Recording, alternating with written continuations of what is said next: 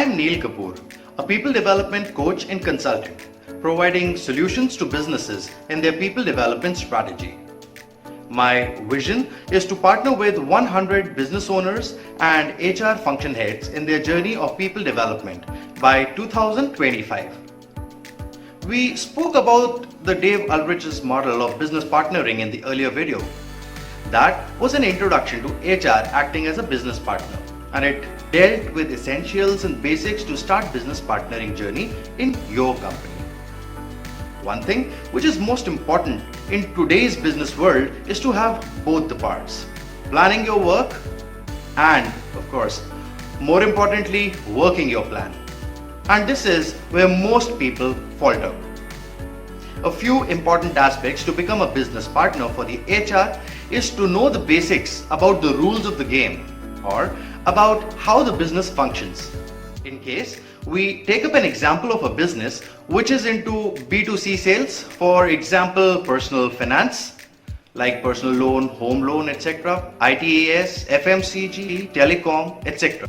Then the business partner should be well equipped with what is the sales annual operating plan or AOP.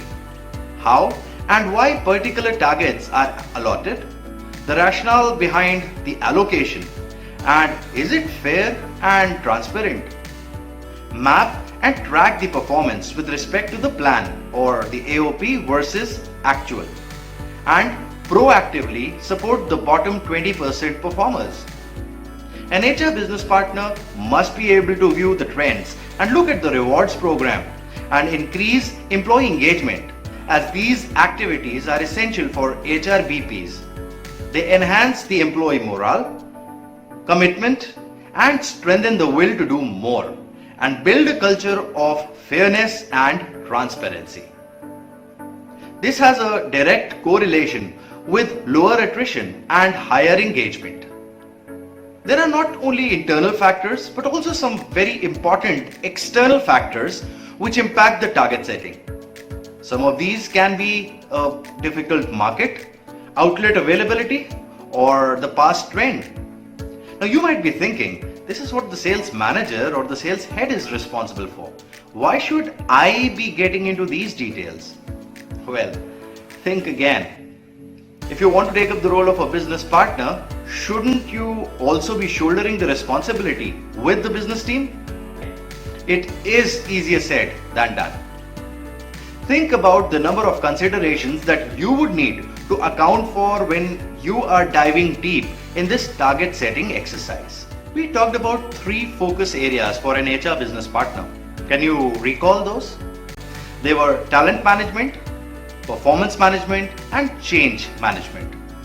The top performers are the employees who are most of the time in the focus. As an HR business partner, can you focus your attention on the bottom performers?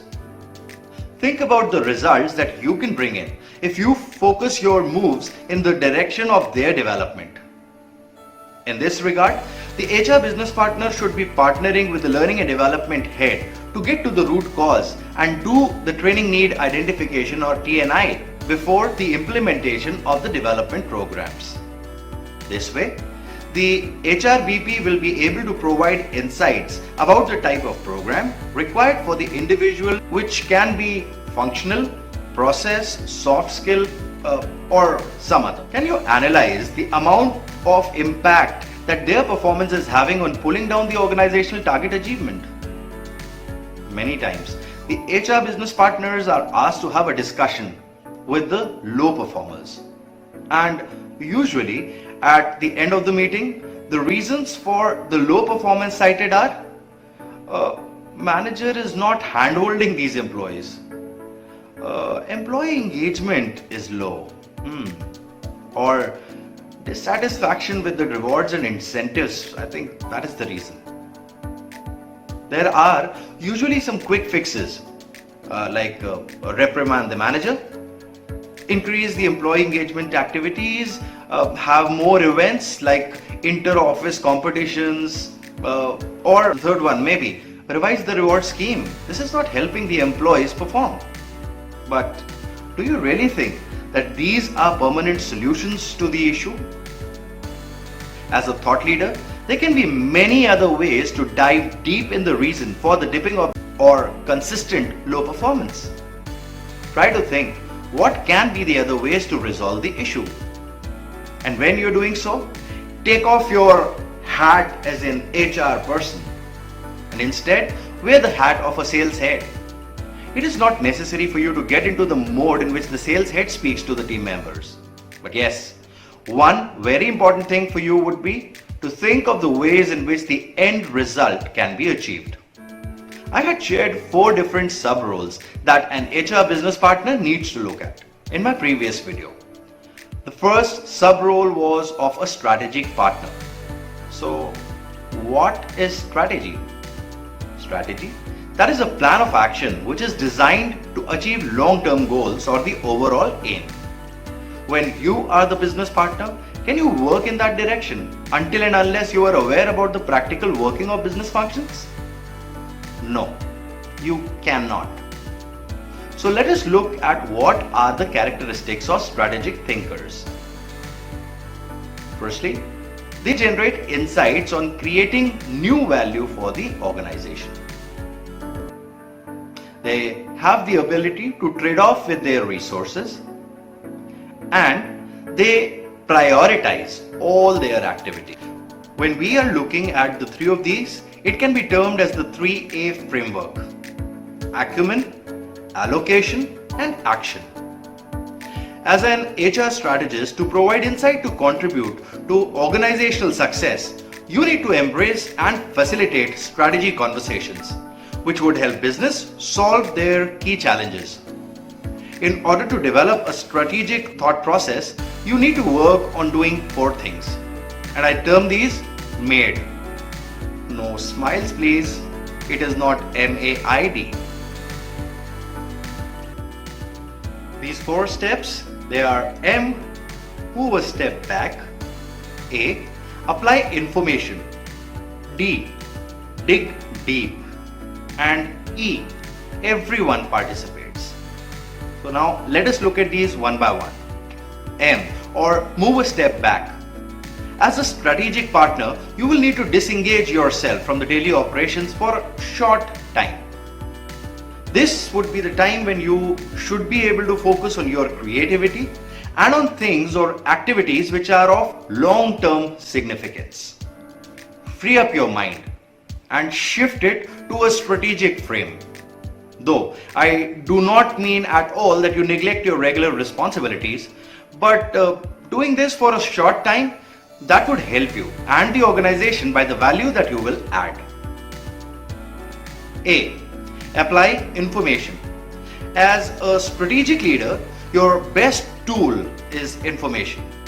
You need to look for those bits of information which would give you clues about what should be the route to take and which route should the organization avoid.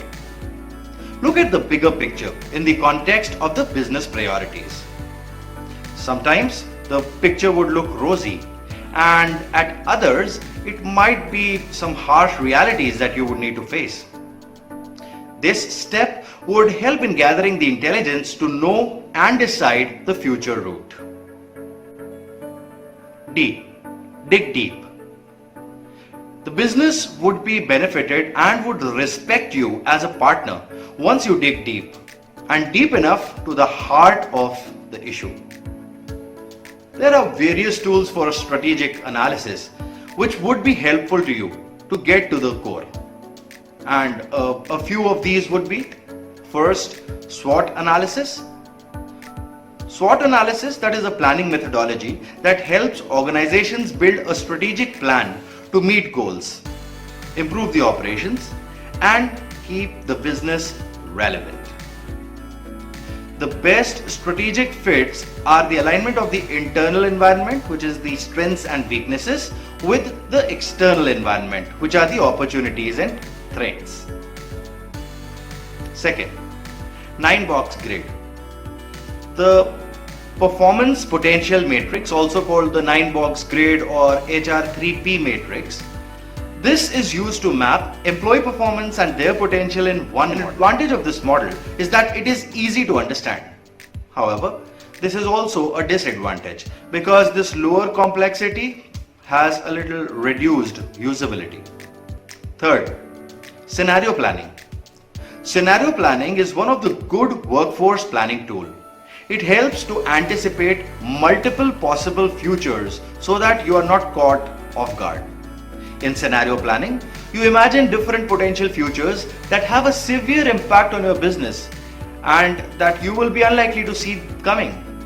These scenarios can involve technological innovation, new legislation, natural disasters, changes in attitude of the general public, etc. Thinking about these scenarios, analyzing them and describing how they will make an impact on day-to-day business, you can develop a strategy for unlikely but impactful events.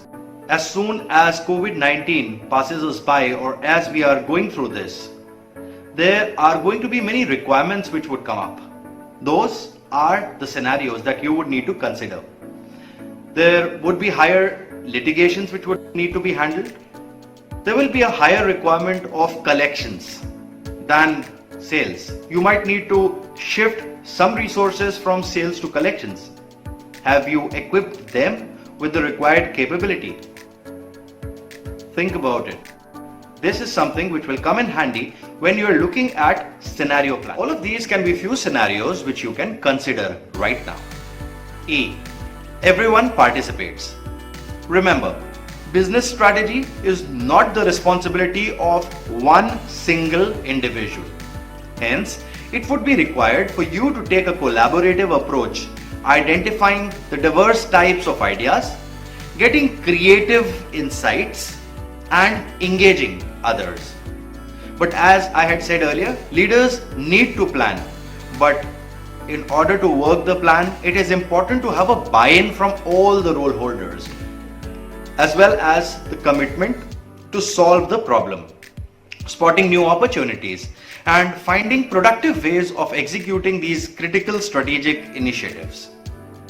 The skills and competencies that are necessary for a strategic partner, they are: 1. To be a credible activist. In high-performing organizations, the HR business partner functions as a credible activist. You do what you say you will. This serves to lay the foundation of personal trust, translating into your professional credibility. You are flexible in developing positive chemistry with key stakeholders, which contributes to business results. Second, identification and handling of external influencers. A few external threats or opportunities that you should know would be any change to employee legislation, mass redundancies within your specific industry, and a close watch on the new job openings which your competitor is offering. Third, professional networking. An HR business partner should create external partnerships that benefit the company. Be confident, get out there, and strike up new relationships that benefit your workforce and your company's goals. It helps in gaining external credibility. Fourth, be accessible and approachable. To have your finger on the pulse of the business, it would be important to keep yourself actively involved in your company's day-to-day affairs. Make yourself accessible and approachable to the people you are representing. This will give you some company knowledge that will not be available on the monthly performance reports or the attendance sheets. So friends, that would be all from me today. For any people development requirement for you or your organization, please feel free to get in touch with me on these contact details. Thanks to all the business leaders, especially my ex-colleague Mr. Amit Sharma, National Head HR of a reputed BFSI and an IIM Lucknow alumni, whose insights helped refine this video. Till the next video, stay glued into the channel Neel Kapoor by subscribing to it and pressing on the bell icon to stay notified of new releases. Hope this video helped in you being made an effective HR business partner. If it did, like the video and share it with your contacts.